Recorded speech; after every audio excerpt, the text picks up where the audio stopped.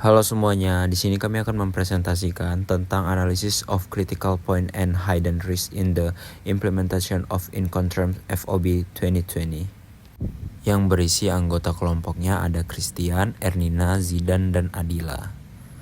Latar belakang, banyak eksportir Indonesia masih salah memahami penerapan Incoterm 2020.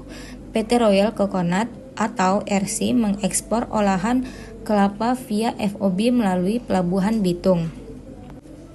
Kesalahan umum, perusahaan mengira risiko berpindah ke pembeli lebih awal dari ketentuan Incoterm. Dampaknya muncul gap antara praktik internal dan aturan internasional. Jadi, kalau kita lihat dari latar belakangnya, banyak banget eksportir di Indonesia yang masih salah menangkap aturan Incoterm 2020, termasuk PT Royal Coconut. Mereka ekspor olahan kelapa pakai skema FOB dari Pelabuhan Bitung, tapi ternyata cara mereka memahami aturan masih belum pas.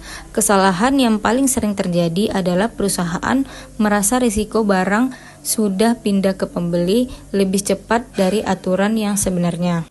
Nah, karena pemahaman ini nggak sesuai dengan Incoterm, akhirnya muncullah gap antara apa yang mereka lakukan di lapangan dengan aturan internasional yang harusnya diikuti. Untuk permasalahan utamanya, PT Royal Coconut merasa bahwa tanggung jawab dan risiko atas barang sudah selesai begitu kontainer ditutup dan disegel di gudang. Padahal, di aturan FOB sesuai Incoterm 2020, risiko itu baru berpindah ke pembeli setelah barang benar-benar sudah berada di atas kapal. Karena salah paham ini, perusahaan jadi beresiko mengalami kerugian kalau terjadi apa-apa sebelum barang naik kapal. Jadi sebenarnya tanpa disadari, karena masih pegang tanggung jawab sampai proses loading selesai. Jadi di sini ada alur kerja PT Royal Coconut ini, mulai dari prosesnya. Dan prosesnya itu mensangkut pengolahan, pengekapan, dan stuffing kontainer, dan yang terakhir adalah penyegalan di gudang. Jadi setelah stuffing, PT RC ini menganggap kewajiban itu udah siap. Dan asumsi risikonya telah berpindah ke pembeli sejak kontainer itu tertutup. Artinya, sebelum itu terjadi tidak ada negosiasi, tidak ada pengecualian, tidak ada alasan, tapi kontainernya sudah disegel, tidak ada. Jadi selama barang itu belum on board, seluruh risiko tetap berada di pihak eksportir. Jadi kesalahan konsep PTRC ini adalah pemahaman PTRC lebih mirip FCA, bukan FOB. Dalam FOB ini, risiko pra-pemuatan tetap ditanggung oleh penjual. Dan akibat salah interpretasinya, PTRC ini dia tidak menyiapkan langkah mitigasi sebelum barang naik kapal. Ini adalah hal yang tidak disadari oleh PTRC ini. Mereka menjalankan proses ekspor seolah-olah mereka sedang menggunakan skema FCA, bukan FOB. Kesalahan membaca definisi FOB inilah yang menciptakan ketidaksesuaian antara persepsi internal perusahaan dan kenyataan hukum internasional. Dan juga ketidaksesuaian ini pada akhirnya menciptakan ruang kosong yang berbahaya. Jadi, aturan FOB yang benar itu adalah risiko berpindah saat barang berada di atas kapal pembeli, bukan saat stuffing. Nah, aktivitas yang masih menjadi tanggung jawab oleh penjual yaitu pengangkutan ke pelabuhan, CY waiting time, penanganan terminal, dan juga idle time karena perubahan jadwal kapal jika terjadi. Jadi, ketika kita menerapkan definisi FOB ini yang sesungguhnya terhadap praktik PTRC ini, terlihat jelas adanya celah besar antara apa yang mereka pikir terjadi dan apa yang sebenarnya. Contohnya, truk yang membawa kontainer mengalami kecelakaan saat menuju pelabuhan. Dalam pemahaman PTRC ini, mereka akan mengatakan bahwa tanggung jawab sudah berpindah dan kerugian bukan lagi urusan mereka. Tetapi berdasarkan FOB 2020, klaim itu langsung gugur. Secara aturan, barang tersebut masih sepenuhnya berada dalam lingkup risiko PTRC ini. Berdasarkan temuan dalam jurnal yang digunakan, PT RC menjalankan alur ekspor yang dimulai dari proses pengolahan produk, pengepakan lalu dilanjutkan dengan staffing dan penyegelan kontainer di gudang. Setelah tahap ini selesai, perusahaan menganggap dirinya telah menjalankan seluruh kewajiban sebagai eksportir. Keyakinan tersebut membawa mereka pada asumsi bahwa risiko terhadap barang sudah tidak lagi berada di pihak mereka begitu kontainer telah ditutup dan disegel di warehouse. Kesalahan konsep ini bukan sekadar kekeliruan administratif, melainkan kesalahan interpretasi mengenai batas tanggung jawab yang ditetapkan oleh Incoterms.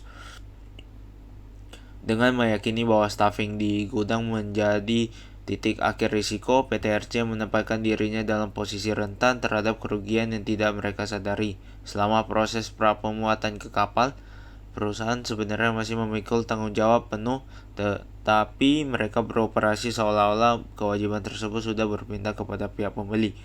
Akibatnya, PT RC tidak menyiapkan perlindungan risiko yang seharusnya diterapkan dalam skema FOB. Selanjutnya ada kesenjangan antara anggapan internal PT RC dan ketentuan FOB yang sebenarnya menghasilkan apa yang dapat disebut sebagai risk gap ataupun kesenjangan risiko. Ruang kosong yang membuat risiko-risiko yang tidak ditangani maupun tidak diasuransikan. Misalnya jika terjadi insiden saat kontainer sedang diangkut menuju pelabuhan Bitung, seperti truk yang terguling ataupun kontainer jatuh pada saat penanganan di terminal, seluruh kerugian seharusnya menjadi beban PT RC. Namun dalam pola pikir mereka, risiko semacam itu dianggap sudah berpindah tangan kepada pembeli. Jika insiden tersebut benar-benar terjadi, perusahaan akan berada pada situasi kontradiktif, merasa tidak bertanggung jawab, tetapi secara hukum tetap harus menanggung kerugian.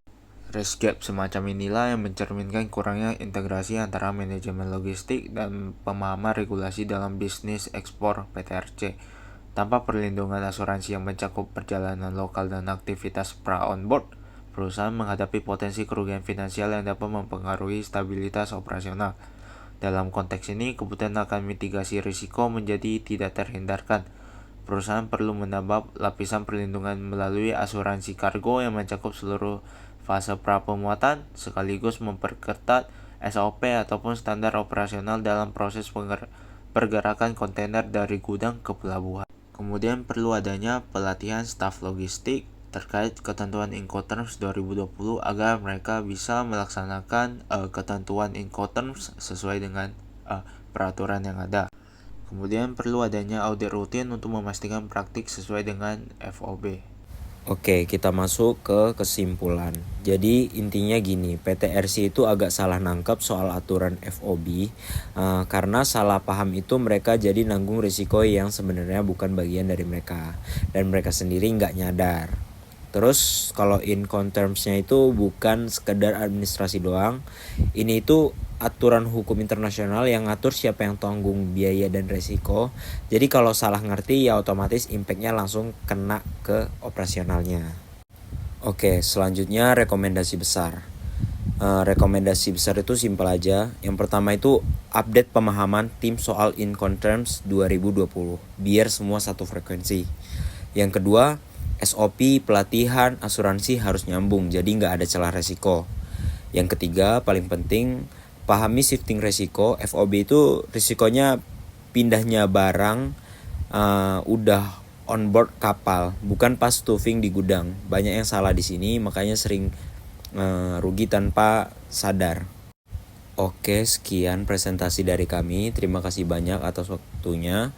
Semoga penjelasan ini bisa ngebantu kalian semua paham tentang resiko dan penerapan FOB yang benar.